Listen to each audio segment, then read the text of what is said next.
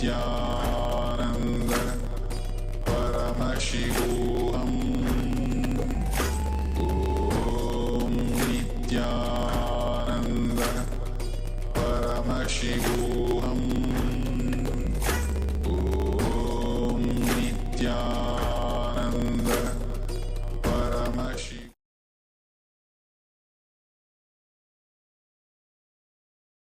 Welcome to the Pratama Vinyasa Krama 108 Asana sequence of Nityananda Yoga.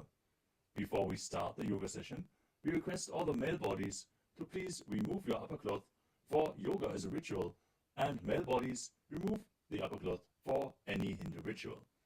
All the female bodies, please tie up your hair, and we request all the participants to please wear a black dress, apply vibhuti on your forehead. If you are a male body, apply it on the 16 places over your body. Apply kumkum and any aushadha from the Supreme Pontiff of Hinduism you have available. Wear your Rudrakshamala, the Abharanam, to intensify the energy which you can hold throughout the yoga practice. Also, make sure to keep a Shri Yantra, which is a sacred mandala, in your room where you practice the yoga. If you don't have a Shri Yantra available, don't worry, we are protecting it in the background of our acharyas. Now settle down on your yoga mat and get ready for the ritual of yoga. Sit straight with your head, neck and spine in a straight line. Join your hands in Namaskara Mudra in front of your heart center. Close your eyes. Visualize Swamiji in your inner space as we chant the Sadguru Vandanam. Nityanandam Paramasukadam Kevalam Jnanamurtim Dvandvatitam Gaganasadrasham Tattvamasyaadilaksham Ekam Nityam Vimalamachalam Sarvadhi Sakshibhutam Bhavatitam Trigunarahitam Sadgurum Tam Namami. Next, we are going to chant the Shiva Mula mantra. Om Ham Haum Shivaya Namaha 11 times. Please follow along internally. Om Ham Haum Shivaya Namaha. Om Ham Haum Shivaya Namaha. Om Ham Haum Shivaya Namaha. Om Ham Haum Shivaya Namaha. Om Ham Haum Shivaya Namaha. Om Ham Haum Shivaya Namaha. Om Ham Haum Shivaya Namaha. Om Ham Haum Shivaya Namaha. Om Ham Haum Shivaya Namaha. Om Ham Haum Shivaya Namaha. Om Ham Haum Shivaya Namaha. We will be performing the Tadvachamanam, the ritualistic cleansing. Now keep your hand, the right hand, in the shape of a cow's ear in the Gokarana Mudra, as our acharyas are demonstrating. Then take an udani of water, pour it into your right palm. We're going to chant a mantra thrice. Each time, sip the water from the bottom of your palm whenever the word Swadha is chanted. Om Atmatattvam Shodhayami Swadha. Take another udani of water. Om Vidyatattvam Shodhayami Swadha. Another udani of water into your palm. Om Shivatattvam Shodhayami Swadha. Now wash your right hand with the water from the Panchapajam and wipe your lips twice with the bottom of your thumb as we chant. Om Ham Hridayaya Namaha. Now wash your hand again. With the index, middle and ring fingers joined together, touch above the upper lip and below the lower lip. Wash your hand again. With the index fingers and thumbs joined together, touch the right nostril, the left nostril. And with the ring finger and thumb joined together, touch the right eye, left eye, and the right ear and the left ear. Wash your hand again. With the little finger and thumb joined together, touch the navel, the right chest and the left chest. And with all fingertips joined together, touch on top of the head, the right shoulder, left shoulder, and your heart center. Now wash your hand again. As you clasp the right hand over top of the left, place both hands on the right thigh. Set the Sankalpa, the conscious resolution, what it is that you want to manifest today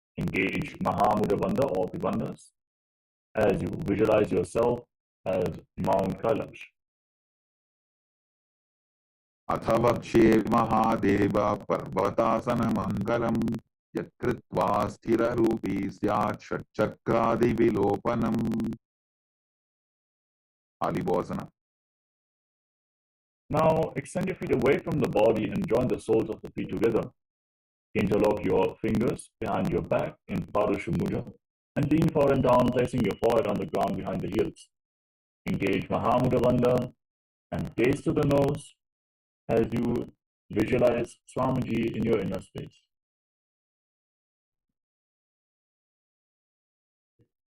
पूरव विधिया भूमे जानो उभय पगथली संपुटठानो विष्टुपछेदो भूकरल्याभो दक्षिण करसो वाम गहाभो. Nadi Bhavasana. Now, from the same position, extend your arms out in front, cup your palms, place them on the ground in front of your feet, and lean forward and down, bring your forehead on the ground behind the heels. Gaze to the nose as you visualize yourself as a snake and perform Mahamudra Bandha. पूरव विधि परि आगाने नीचो हो भी कहू निपनास्यो लगागी हाथ आगाने धरती लगावे पसारी दो वो हाथ की अंजुली करे. कोकिलासना. Now, keep your hands in Dharana Mudra with index and middle fingers extended, holding on to little and ring fingers. Catch your big toes, extend your legs forward and up, and then cross your legs into Padmasana. Lean forward and down onto your elbows and engage Mahamudra Bandha as you visualize yourself as a bird.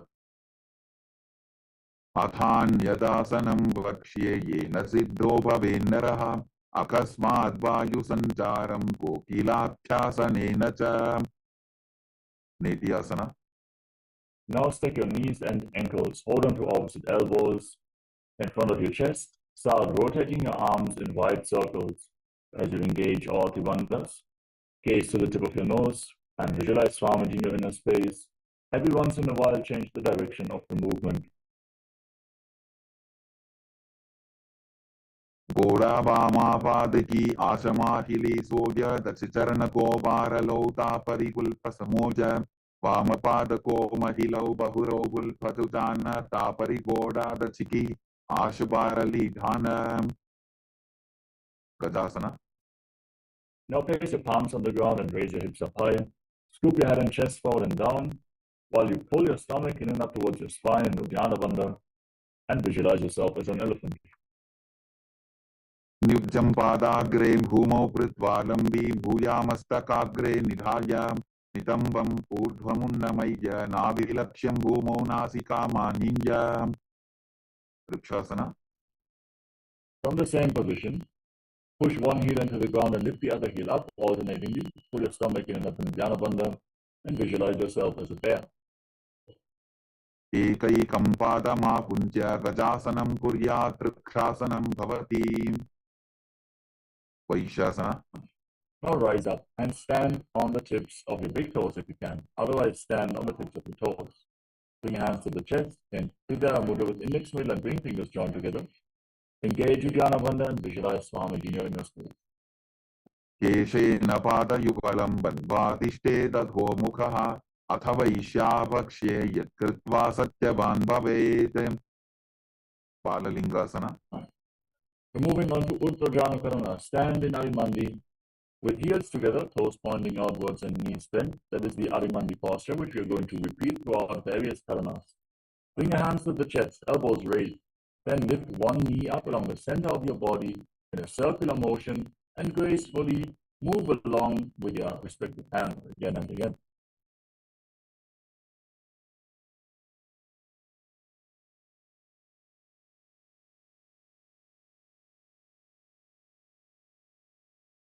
Moving on to Balalingasana. Now interlock your fingers from the outside in Sarva Shankari Mudra.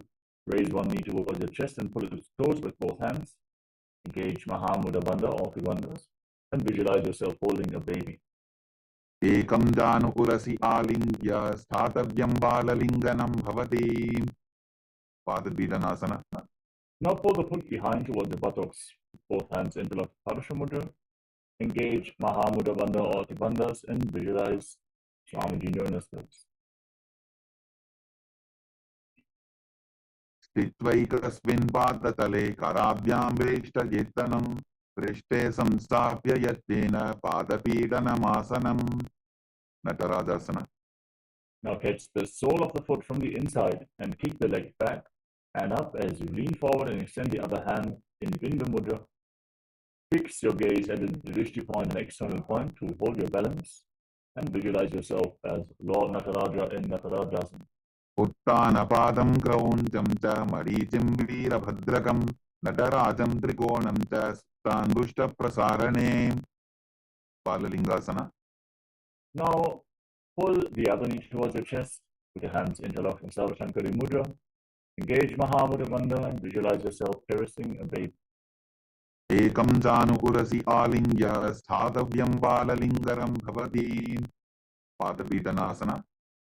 Now pull the foot behind towards your buttocks with both hands interlocked and visualize Swamiji. You stand straight and engage all the bandhas. स्थित्वैकस्मिन् पादतले कराभ्यां वेष्टयेत्तनं पृष्ठे संस्थाप्य यत्तेन पादपीडनमासनं नटराजासना. Now hold the sole of the foot, kick the leg back and up. Lean forward with the other arm extended forward, visualizing yourself performing the cosmic dance as Lord Nataraja. उत्तानपादं क्रौञ्चं च मरीचिं वीरभद्रकं नटराजं त्रिकोणं च सुप्ताङ्गुष्ठप्रसारणे ताडासना. Now rise up onto the tips of your toes.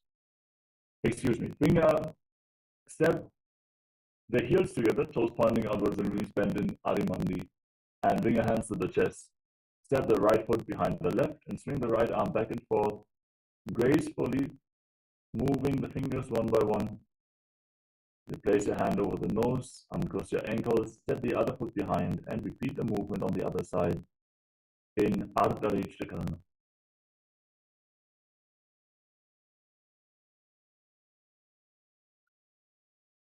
Now visualize yourself as a skeleton and shake your body intensely as we are going to enter into the skeleton dance. Hold the visualization of your bone structure and move every bone of your body, visceral bold integrity into your very bone marrow.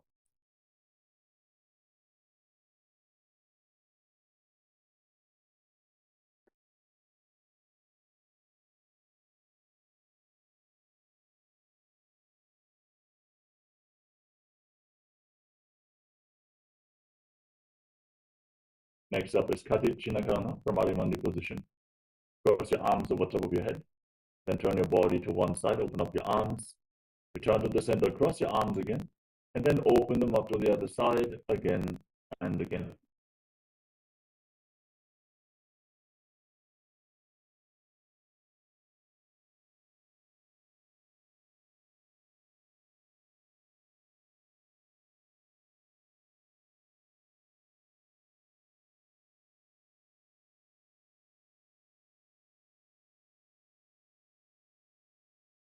Now stand on the tips of your toes and raise your arms up parallel above your head.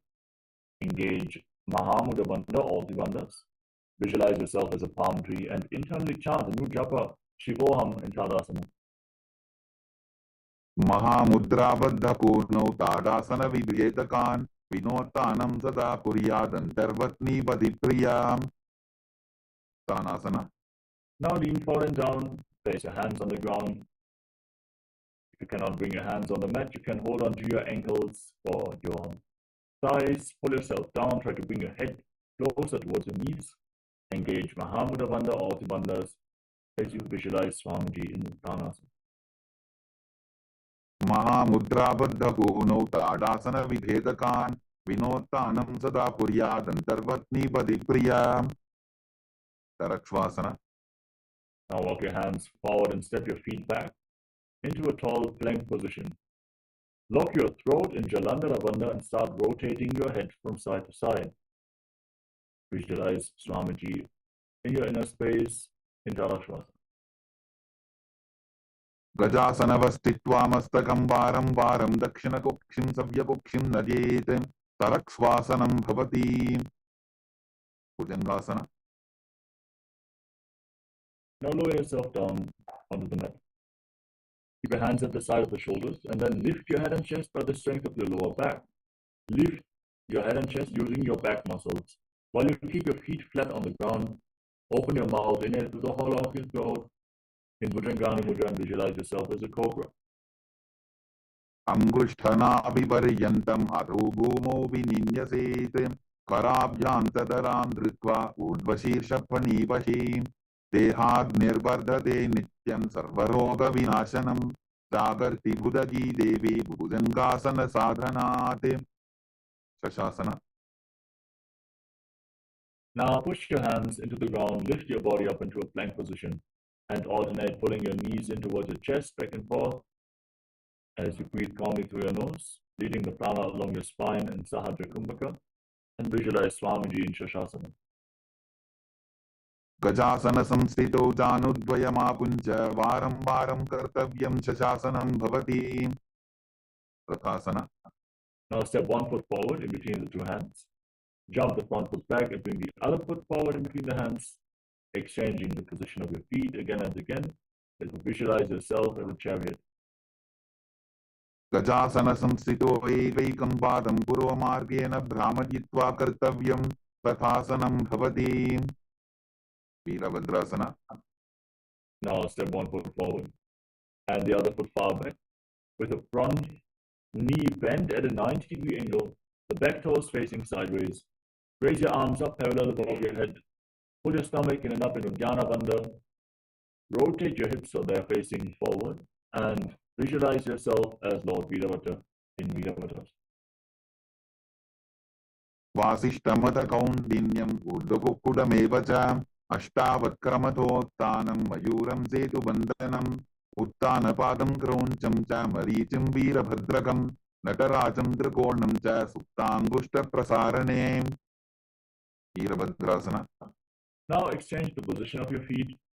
Step the other foot forward, bend the front knee, raise your arms up, pull your stomach in and up. Try to bring the front knee at a 90-degree angle as you gaze to your third eye and visualize yourself as Lord Virabhadra with 8 arms. वासिष्ठमथ कौण्डिन्यम् ऊर्ध्वकुक्कुटमेव च अष्टावक्रमथोत्थानं मयूरं सेतुबन्धनम् उत्थानपादं क्रौञ्चं च मरीचिं वीरभद्रकं नटराजं त्रिकोणं च सुप्ताङ्गुष्ठप्रसारणे vrikshasana. Now raise one foot towards the opposite side. Keep your hands together in Anjali Mudra and raise them up above your head. Keep your elbows straight, engage Uddiyana Bandha. Visualize yourself as a tree.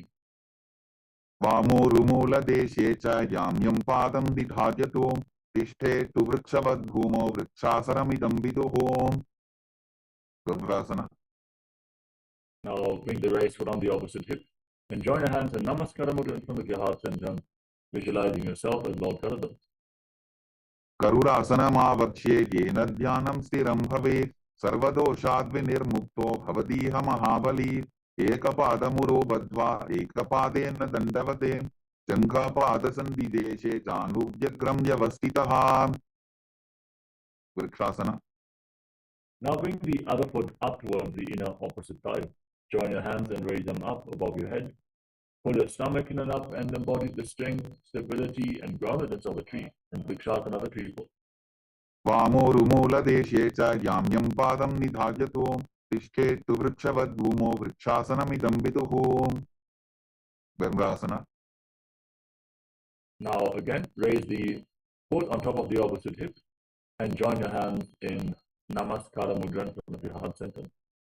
As you visualize yourself having big wings on your back as Lord Garuda in Garudasana. गरुडासनमावक्ष्ये येन ध्यानं स्थिरं भवेत् सर्वदोषाद्विनिर्मुक्तो भवतीह महाबली एकपादमुरो बद्ध्वा एकपादेन दण्डवते जङ्घापादसन्धिदेशे जानुव्यग्रं व्यवस्थितं त्रिकोणासना. Now step one foot forward and the other foot far back with your back toes facing sideways. Extend your arms out and lean forward and down, raising one arm up to the sky. Gaze upwards along the raised arm. Visualize yourself as a triangle. उत्तानपादं क्रौञ्चं च हरीचिं वीरभद्रकं नटराजं त्रिकोणं च सुप्ताङ्गुष्ठप्रसारणे त्रिकोणासना. Now exchange the position of your feet and lean down towards the other side. Gaze up along the raised arm. Try to keep your arms straight and gaze up as you visualize yourself as a triangle. Trikonasana, the triangle pose. उत्तानपादं क्रौञ्चं च हरीचिं वीरभद्रकं नटराजं त्रिकोणं च सुप्ताङ्गुष्ठप्रसारणे अंगुष्ठासना. First, we're going to enter into Nikutta Samadhi. Raise one heel off the ground and bring your hands in front of your chest with the palms facing each other. Then stomp the raised heel down, lift the other heel up, and exchange the position of your feet and the position of your hands in front of your chest again and again.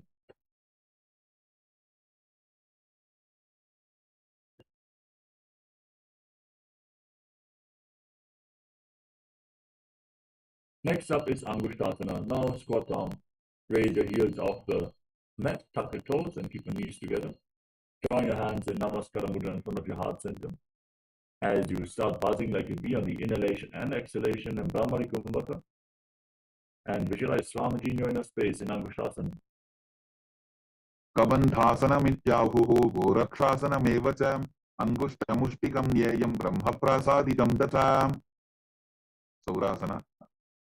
Now, from the same position, step 1 foot forward and keep your hands at the side of your body with your palms facing forward in Vara Mudra, the wound fulfilling mudra, as you visualize Swamiji in your inner space. प्रसार्यैकं पादतलं संस्थापित्वेकपादकं विदुननासना. Now, lean forward and down and hold onto the big toe of the front foot with the respective hand in Prana Mudra. Visualize Swamiji in your inner space as you hold onto the back heel and balance in this position. गुल्फस्थितो पादमेकं प्रसार्य तत्पादाग्रं संस्पृशेत् तत्करेण गुल्फं चान्यं धारयेत् तत्करेण धूनं बेढं चाभ्यसेत् चोभयत्र. Saurasana. Now exchange the position of your feet. Step the other foot forward, hands at the side, palms facing forward in Vara Mudra. Visualize Swamiji as you continue to breathe in Brahmari Kumbhaka, making a buzzing sound on the inhalation and exhalation like a bee. प्रसार्यैकं पादतलं संस्थापित्वेकपादकं विदुननासना. Now lean forward and down, hold onto the big toe and the back heel as you visualize Swamiji in your inner space. गुल्फस्थितो पादमेकं प्रसार्य तत्पादाग्रं संस्पृशेत् तत्करेण गुल्फं जान्यं धारयेत् तत्करेण धूनं बेढं चाभ्यसेत् चोभयत्र. Brahmajulamkushasana. Now step the extended leg in towards your body and sit on raised heels with your knees separate. Place your hands on top with the palms facing upwards. Lock your throat in Jalandhara Bandha and gaze through the gap between your palms as you visualize Swamiji in your inner space. Keep buzzing like a bee in Brahmari Kumbhaka. Dobu phana hoye vaise edi dobu dani vaise korabakatalya ki mahili ayasa mahera shemili. Kapilasana. Now drop your knees down to the ground and place your hands on the respective thighs. Now gaze towards the tip of your nose and visualize sage Kapila Muni, the founder of Mahanirvani Pita, in Kapilasana. Ubhai bagathali samtharaave tinako mahili kor milave panapani kukat hoye vaise edi dobu doni nivaise. Padragorakasana. Maintaining the same position, simply shift your gaze up towards your third eye and shift your visualization to Swamiji. Dobu bagathali samputkare koravarili bhogarithare koravarili raphe aise tapari mooladvarili givaise. Suryasana. Now raise your knees off the mat, join the soles of the feet together and sit on raised heels. Join your thumbs and little fingers and open up your palms resembling a lotus flower and Padma Mudra. As you gaze up to the gap between the palms, you visualize Lord Surya in your inner space in Suryasana. एडी दो बोबुदा दरियाने फना पानी बैठक को निठाने गोला जंगा अधर करी रहे आडे वाम इसी विधि कहे मंडुकासना. Now drop your knees down to the ground, place the top of the feet flat on the ground, and sit in between your heels with your toes touching behind your back. Hands on the knees, gaze to your third eye, push your tongue up flat against the palate of your mouth in Manduki Mudra, and breathe calmly through your nose in Sahadra Kumbhaka. You can stop buzzing now as you visualize yourself as a frog in Mandukasana. पादतलो पृष्ठदेशे अंगुष्टे द्वे च संस्पृशेत् जानुयुग्मं पुरस्कृत्य सागजेन्मन्दुकासनम्. उत्तानमन्दुकासना.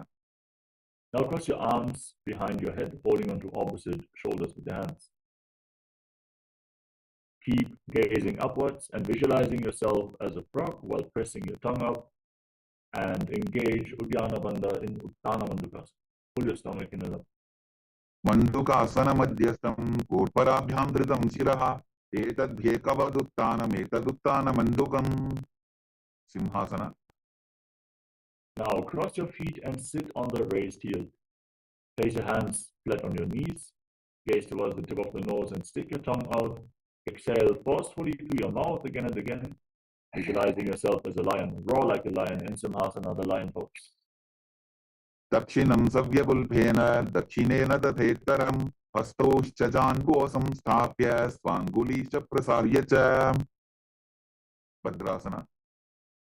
Now join the soles of your feet together behind your back with the toes pointing backwards. Cross your arms behind your back as you keep your knees wide apart and hold on to opposite big toes behind your back in Prana Mudra, index and middle fingers. Lock your throat, gaze to your nose, and visualize Swamiji. And now return to buzzing like a bee in Brahmari Kumbhaka on the inhalation and exhalation.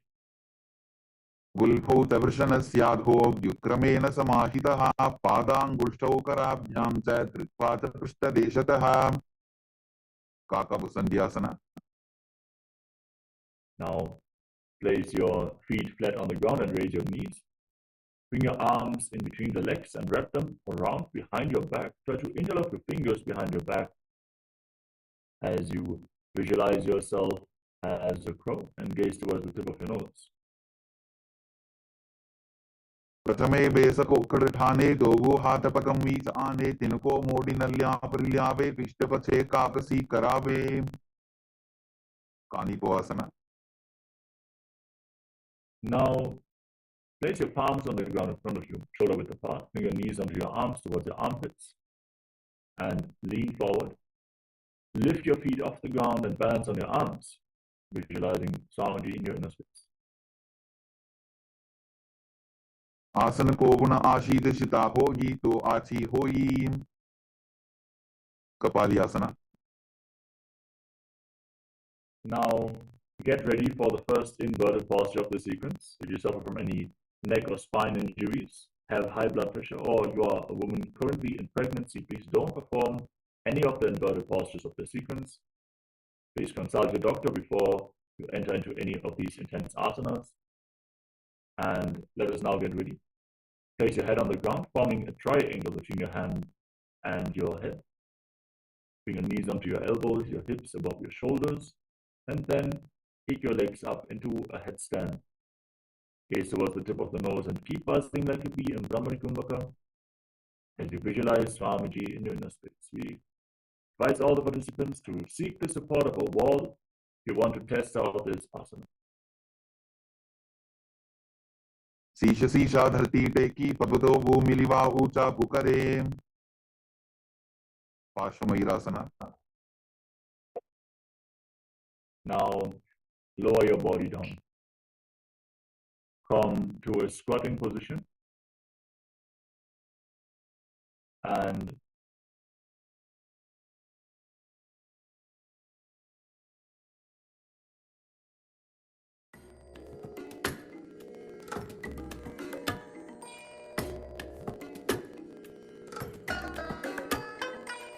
I bless you all. Let you all open all your three eyes and manifest the powers of Mahasudashiva. Om Nityananda Paramashivam. Om Nityananda Paramashivam. Om Nityananda Paramashivam. Om Nityananda Paramashivam. Om Nityananda Paramashivam. Om Nityananda Paramashivam. Om Nityananda Paramashivam. Om Nityananda Paramashivam. Om Nityananda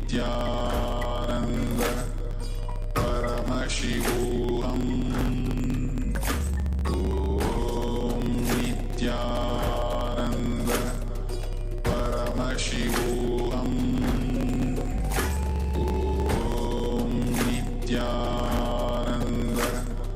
Paramashivam. Om Nityananda Paramashivam.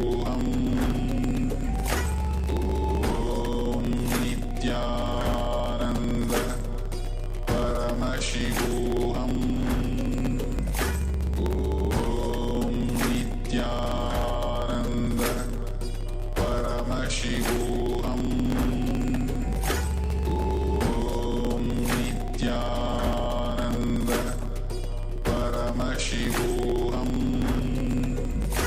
Om Nityananda Paramashivam. Om Nityananda Paramashivam. Om Nityananda Paramashivam. Om Nitya. Yes, sorry for the technical glitch. Let us now enter into the next asana of the sequence, Paramashiva. From a squatting position with your palms flat on the ground, rotate your body to one side and bring one knee and the respective hip against your elbows. Lean forward and lift your body off the ground as you extend the legs to the side and balance on your arms, visualizing yourself as a peacock gazing towards your third eye. Mayuram dandavat kuryan mayuram dandanamakam kuryan mayuram pashvabhyam mayura pashvanamakam. Pashvamayurasana. Now rotate your body in the opposite direction and repeat Paramashiva on the other side. Mayuram dandavat kuryan mayuram dandanamakam kuryan mayuram pashvabhyam mayura pashvanamakam. Bahiraganathasana.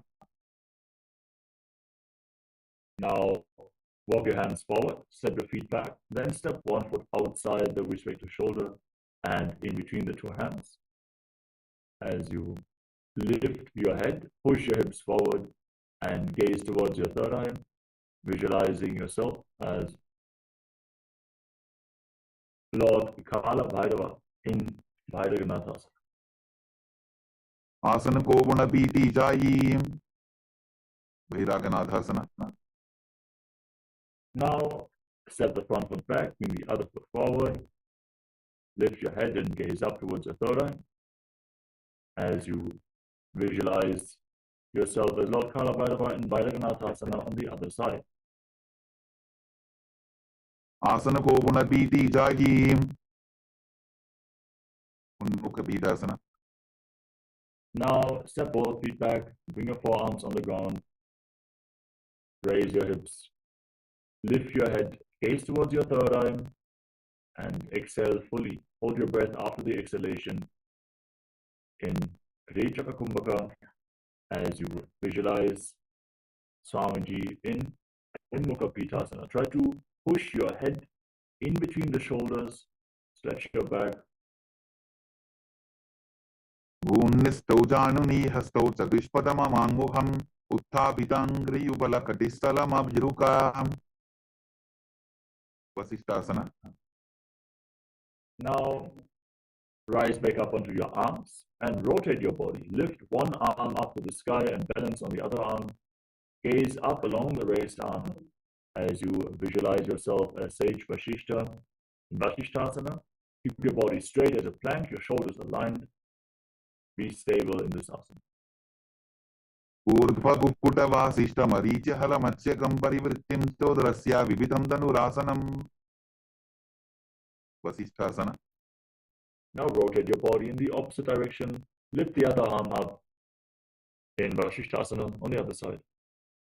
Urdhva kukkuta vasishta maricha hala matsyakam parivrittim stodrasya vividham dhanurasanam. Anjaneyasana. Relax. Now come to a seated position with your legs extended forward. Bring your hands underneath your buttocks with the palms facing upwards. Lock your throat in Jalandhara Bandha and gaze towards the tip of the nose. Internally chant the new japa Mahasada Shivoham as you visualize yourself as Lord Hanuman. Dobu karki ubay hateli koravarli maile veli so agane bhuparidashe mahane anguli milirashe. Paschimottanasana. Now lean forward and down and hold onto the big toes of the feet as you engage Mahamudra Bandha. And exhale fully, holding your breath. Visualize Swamiji in Paschimottanasana. Janu parilalatantu paschimam tanamuchyate yena kena prakarena sukham dharyam tajayate. Ugrasana. Now interlock your hands around your neck and lean down as low as possible. Try to bring your head in between your knees. Squeeze your core, engage all the bandhas, and visualize Goddess Kali in your inner space. Swapanibhyam dridham dritva janu parishironyaset asano gramitam proktam bhavedanila deepanam deha vasana haranam paschimottana samyakam yaye tadasanam shreshtham pratyaham dharayet sudhihi. Parichayasana. Now rise up. Step one foot in towards your body. With the knee raised, wrap your arm around the raised knee and interlock your hands behind your back as you lean forward and down, visualizing yourself as Sage Marichi. Uttanapadam grauncham cha maricham veerabhadrakam natarajam trikonam cha suptangushta prasarane. Mahamudrasana. Now drop the waist into the side, keep the heel against the perineum. Lean forward and down, hold onto the front foot with both hands, engage Mahamudra Bandha or the bandhas, and visualize Swamiji in Mahamudrasana. Mahamudram pravakshami tantresvin mama vallabhe yam prapya siddha siddhim cha kapiladyah puragataha. Parichayasana. Now exchange the position of your feet. Step the other foot in towards your perineum with the knee raised. Wrap your arm around the raised leg and interlock the hands behind your back as you lean forward and down and visualize yourself as Sage Marichi. Uttanapadam grauncham cha maricham veerabhadrakam nadarajam trikonam cha suptangushta prasarane. Mahamudrasana. Now drop the waist into the side. Heel against the perineum, lean forward and down and hold onto the front foot with both hands. Engage Mahamudra Bandha or the bandhas and gaze to the nose as you visualize Swamiji in Mahamudrasana. Mahamudram pravakshami tantresvin mama vallabhe yam prapya siddha siddhim cha kapiladyah puragataha. Bhadrasana. Now join the soles of the feet together and pull your feet in towards your perineum with your hands interlocked around the toes. Push your knees down to the ground and gaze up towards your third eye as you visualize Swamiji in your inner space. Kulbhau davrishana syadaha sibantyah parshvayoho kshipet padaparshve tu panibhyam dridham badhva sunischaram. Valipavasana. Now slightly extend the feet away from the body with the toes together, heels apart, hands on the respective knees. Lock your throat, gaze to your nose and visualize Swamiji. पूर्वचर पिड़चोक कख्यो सोई वाही दिडिचो की जे सोई यामे AD भिन्न जराशे अंगुल 8 अंतरो राशे. Donyasana. Now bring your feet back in towards your body and hold on to the soles of your feet with all 10 fingers. Lean forward down, place your forehead on the ground and visualize Yoni Mandala, the visual representation of Devi Paramashiva Shakti. दोगो पगदली संपुट करे AD मेड़ के ढिंग दरे अर्ध हाथ को अंतर राशि लीलाट पकचलिया उपरदाशे. Vidaki Bhavasana. Now rise up, extend your feet away from the body, heels together, toes apart. Extend your arms out to the side and lean forward and down, placing your forehead on the ground just behind the heels as you visualize Swamiji and gaze to your nose. पूरव विधि परिपगथली संपुट शोल एडी मिली राशे. सिद्ध समाधि आसना. Put your hands below the feet, with the palms facing up. Bring your face down on the ground with your toes against your throat. Gaze to the nose and visualize Lord Surya in your inner space. दोगो पगदली संपुट करे 16 मेढ़ आगा मेधरे अंगुल 8 अंतरो राशे AD को ऐसे विदिदाशे. Trinity Bhavasana. Now rise up, bring your feet in towards the perineum. Hold on to the soles of the feet and open them up like a book, facing upwards. Press your elbows onto the thighs and gaze to the nose as you visualize Swamiji in your inner space. दोगो पका की AD धरती मदिवा मेढ़ रकावे. Sarbrajokasana. Now, with the soles of the feet together, place your hands on the knees and gently push them down to the ground, pulling your stomach in and up and visualizing Swamiji in your inner space as you gaze to your third eye. दोगो पगदली संपुट धारे आवाने कैजारे पसारे गोरा भूसो लगता राशि हाथ दोगो गोरा परिदाशे. Virabhasana. Now, rotate your feet. Lift your heels off the ground and bring your toes down to the mat. As you try to bring your knees to the ground and place your hands on top in Bindu Mudra, pull your stomach in and up into Dhyana Bandha and visualize yourself as Lord Kala Bhairava in Bhairavasana. गुल्फो संपीड चान्योन्यं विक्रमेणोतितं शनैः चान्वो पार्श्वगतो हस्तो दंडवत् भैरवासनम्. Samanasana. Now bring one heel against your perineum and lift the sole of the other foot against your chest. Gaze towards your third eye as you visualize Swamiji in your inner space. समानासनमावक्ष्ये सिद्धमन्त्रादि साधनात् एकपादमरो दत्वा गुह्योऽन्यलिङ्गवक्त्रके. Panasana. Now lift the raised leg over top the respective shoulder. Keep your hands on the ground next to your body and extend the opposite leg forward and up. Gaze to your third eye and visualize Swamiji in Panasana. केवलं पादमेकं च स्कन्धे चारोपे ततः एकपादेन गगने तिष्ठेत दण्डवक्त्रभो. Samanasana. Now exchange the position of your feet. Bring the other heel against the perineum and lift the sole of the opposite foot against your chest. Gaze up and visualize Swamiji in your inner space. समानासनमावक्ष्ये सिद्धमन्त्रादि साधनात् एकपादमरो दत्वा गुह्योऽन्यलिङ्गवक्त्रके. Apanasana. Lift the leg over your shoulder. Extend the opposite leg forward and up. Repeat Apanasana on the other side. केवलं पादमेकं च स्कन्धे चारोपे यत्ततः एकपादेन गगने तिष्ठेत दण्डवक्त्रभो. Omkasana. Now slide your knees over top of each other and keep your heels outside opposite hips. Interlock your fingers and place them on the top knee. Gaze to the tip of the nose. Start hissing through your teeth on the inhalation and exhale through your nose and sit Karikumbhaka.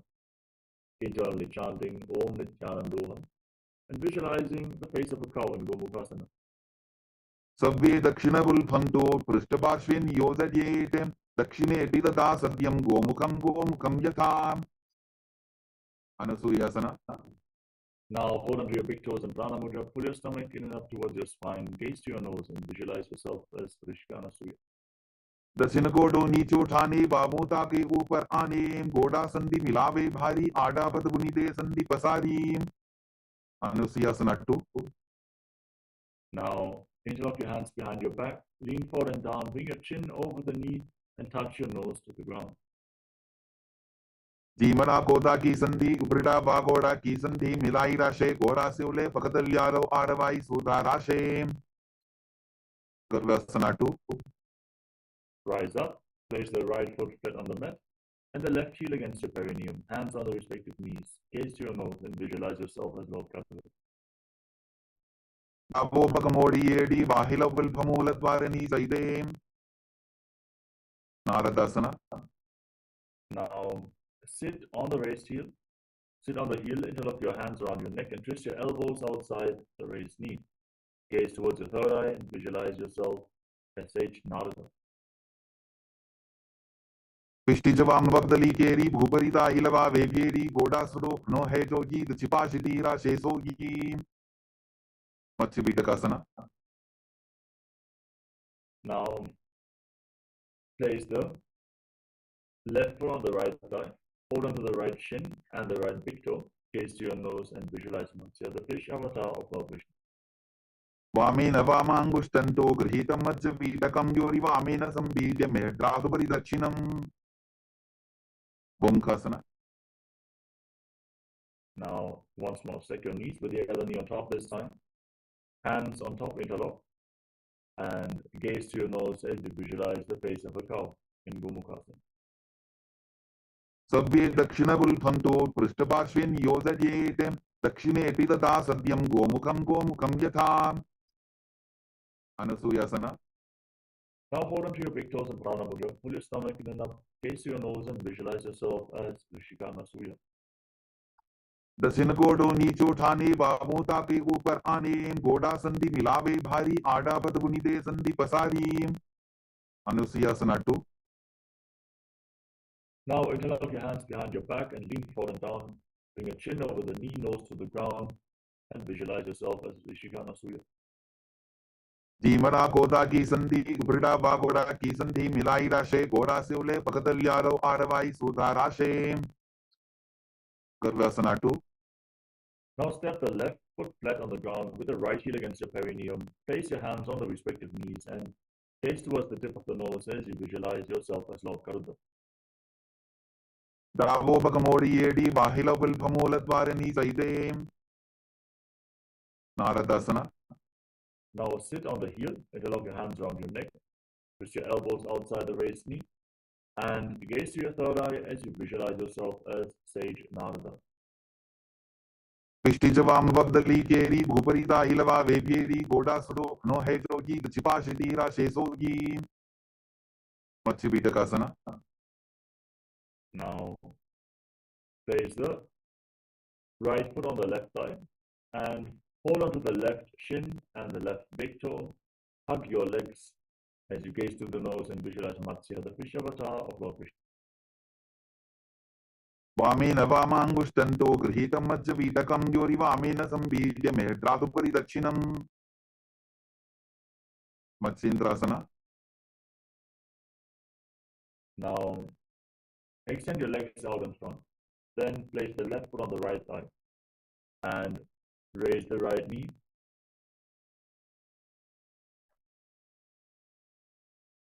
Then twist your left elbow outside the raised knee and bring the hand by the neck. Place the other hand on the ground behind you. Gaze towards your third eye and visualize Sage Natyananda, the master of Hatha Yoga.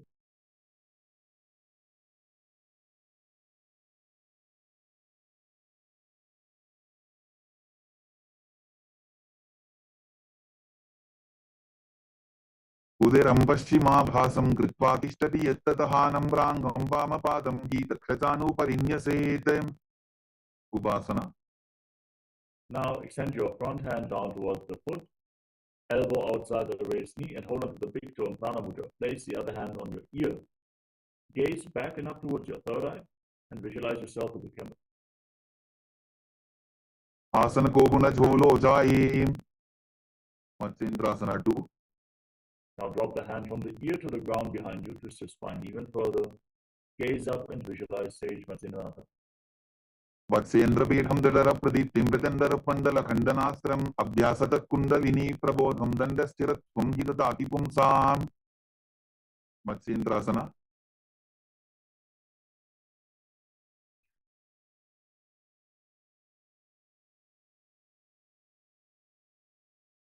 Now extend your legs forward. Place the right foot on the left thigh and raise the left knee. Twist your right elbow outside the raised knee with the hand by the neck and the left hand on the ground behind you. उदिरं पश्चिमाभासं कृत्वा तिष्ठति यत्ततः नम्राङ्गं वामपादं हि दक्षतानुपरिन्यसेत्. Ubhasana. Extend the front hand down towards the foot, hand in Bindu Mudra, other hand on your ear, gaze back and up, visualizing yourself as a camel. Asana ko guna jholo jaye. Matsyendrasana 2. Now place the hand from the ear to the ground behind you and gaze up, visualizing Sage Matsyendrasana. वत्सेन्द्रपीठं दलरप्रदीप्तिं मृदण्डरपन्दलखण्डनास्त्रम् अभ्यासतत्कुण्डलिनी प्रबोधं दण्डस्थिरत्वं हि ददाति पुंसाम्. Padmasana. Now bring your legs into Padmasana, feet on opposite thighs, hands flat on your knees, gaze to your nose, engage Mahamudra Bandha, root lock, abdominal lock, and throat lock. Roll up your tongue and inhale through the tongue like a tube in Shitali Kumbhaka, and as you internally chant Om Nithyananda Paramamashivam and visualize yourself as Lord Shiva in Padmasana. Asanam dvidham proktam padmam vadrasanam tatha urdhvorupai chedhatte ube padatale yatha. Padmasana 2. Now cross your arms in front of your body and hold on to opposite big toes in Pranamudra. Gaze towards your nose and visualize yourself as Devi Paramashiva Shakti. उत्तानौ चरणौ कृत्वा ऊरु संस्थौ प्रयत्ततः ऊरु मध्ये तथोत्तानौ पानी कृत्वा तु तादृशो. Kukutasana. Now bring your hands through your legs, keeping the legs in Padmasana. Place your palms on the ground and lift your entire body off the mat. As you visualize yourself as a rooster, breathe calmly through your nose in Sahaja Kumbhaka in Kukutasana. Padmasanam susamsthapya nanvororantare karo niveshya bhumavasishted yomastha kukutasana. Baddhakekyasana. Now rise up onto your knees with your legs in Padmasana. Place your palms on the ground, fingers pointing towards your body, and your elbows against your navel. Lean forward onto your arms and lift your legs off the ground. Balance on your arms as you visualize Swamiji in Baddhakekyasana. धरामवष्टभ्यकरत्वेन तत्कूर्परिस्थापितानाभिपार्श्वः उच्चासनो दण्डवदुत्थितर्खे मायूरमेतत्र वदन्ति पीठं मयूरं पद्मकं कुर्यात् बद्धकेकीति कथ्यते. Payurasana. Now from the same position, extend your legs back. Keep your hands on the ground, fingers pointing towards your body, elbows against your navel. Intensely engage your abs, protect your stomach, and then lift your legs off the ground, balance on your arms as you visualize yourself as a peacock in Mayurasana. अथवक्ष्ये Mahadev मयूरासनमुत्तमं भूमो निपात्य हस्तौ द्वौ कूर्परोपरि देहकम्. Makarasana. Relax. Now lay down on your stomach. Place your forehead on the ground and interlock your hands around your neck. Rotate your feet so the toes are pointing out to the side and your heels are touching the mat as you visualize yourself as a crocodile in Makarasana. अध्यासशेदे हृदयं निधाय भूमौ च पादौ च प्रसाद्यमानो शिरश्च धृत्वा करदण्डयुग्मे देहाग्निकारं मकरासनं तत्. Salabhasana. Now place your hands on the ground next to your shoulders and lift your legs off the ground completely, including the knees. Hold this position as you visualize yourself as a locust in Shalabhasana. अध्यासशेते करयुग्मवक्षो भूमिमवष्टभ्य करयोस्तलाभ्यां पादौ च शून्ये च वितस्ति चोर्ध्वं वदन्ति पीठं शलभं मुनीन्द्राः. Pushprasana. Now bend your knees, hold onto your feet, and try to bring your heels down to the ground outside your hips. Pull your legs down as you visualize yourself as a gift. अध्यासशेते पदयुग्मव्यस्तं पृष्ठेटितायापि धृतं कराभ्याम् आकुञ्चये सम्यक् उदरासेवाढमुष्प्रन्त पीठं योगिनो वदन्ति. Dhanurasana.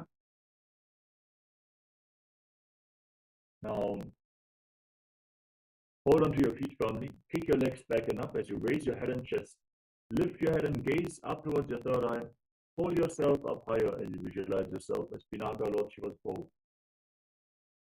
प्रसाद्य पादौ भुविदण्डरूपौ करोच पृष्ठे धृतपादयुग्मं कृत्वा धनुस्तुल्य विवर्तिताङ्गं निगद्य योगी धनुरासनं तत् Bhavasana. Relax. Now come to a kneeling position. Sit in between your heels, toes touching behind your back, hands on the respective knees. Breathe calmly through your nose. Catch your breath. Gaze towards your third eye and visualize Swamiji as you internally chant Om Nityananda Paramashivam Bhagasana. उल्टा मोड़ी बावदो वैसे बहुरोच विधि करे एक ऐसे पावन महिला बुलबुत होबु कुलापा शिथिला वेसोबु कोई आसन. Now get ready for another inverted posture. Set yourself up in front of a wall for support if needed. Now place your forearms on the ground, elbows shoulder width apart. Interlock your fingers. Place your head on the ground. Support it with your hands. Raise your hips up. Walk your feet forward. And kick your legs off the ground. Pull your knees in towards your chest and squeeze your body into a ball. Try to touch your knees against your chin as you gaze through the nose and visualize Swamiji in Gohyasana. दोगो हाथ दी कहोनी जोगी पुनः कलाई जाने दोगी shirshasana. Now extend your legs up straight into a headstand. Gaze towards the tip of the nose and visualize Swamiji in your inner space. Hold this position for some time and breathe for me. If you are about to fall over in this asana, simply tuck your chin to the chest and roll forwards. Protect your neck. विपरीतं मण्डलं च द्विधैव विदितं हिनः दण्डासनं दिदा प्रोक्तं विपरीतोपवेशने कोट्यासना. Now gently lower your legs down and come to a seated position with your legs extended forward. We are now going to enter a sequence of rapid exhalations in Vastrika Kumbhaka. Again and again, exhale forcefully from your abdomen without inhaling. We are going to perform this Kumbhaka for the next few asanas, starting off with Bodhyasana. Hold onto your calves and extend your legs forward and up. And visualize Swamiji in your inner space. Try to bring your head towards your knees and keep your knees straight. दोगो हाथ पक बाहर आने गोरा तरे काकसी ठाने अंगुष्ठ पिंडली लगता धरे चरण उभे आकाश दिशी करे परिभाषना. Now cross your arms behind your back, hold on to opposite shoulders with your legs raised. Engage your abs intensely as you exhale again and again. Gaze to your third eye and visualize yourself as a mace. उत्तान शयनं कृत्वा पादौ मिलित्वा प्रसाद्य नितम्बं भूमौ स्पृष्ट्वा हस्ताभ्यां कन्दरां बद्ध्वा नौकासना. Now extend your arms out in front of you, keep them parallel to the ground, and gaze to your third eye, visualizing yourself as a bow. उत्तान शयनं कूटपराभ्यां भूमिं वष्टद्य हस्तो नितम्बं निधाय रुद्रासना. Now join the soles of the feet together and scoop your hands below. You pull your feet against your chest. Gaze towards the tip of the nose and visualize yourself as Lord Rudra in Rudrasana. पगदली संपूट करी हाथस्य उपक उचाई पकाका अंगूठा दोगो लेवो परलिका नीतालवे उन्मुख बीटासना. Now relax. Lay down on the ground with your feet flat on the mat.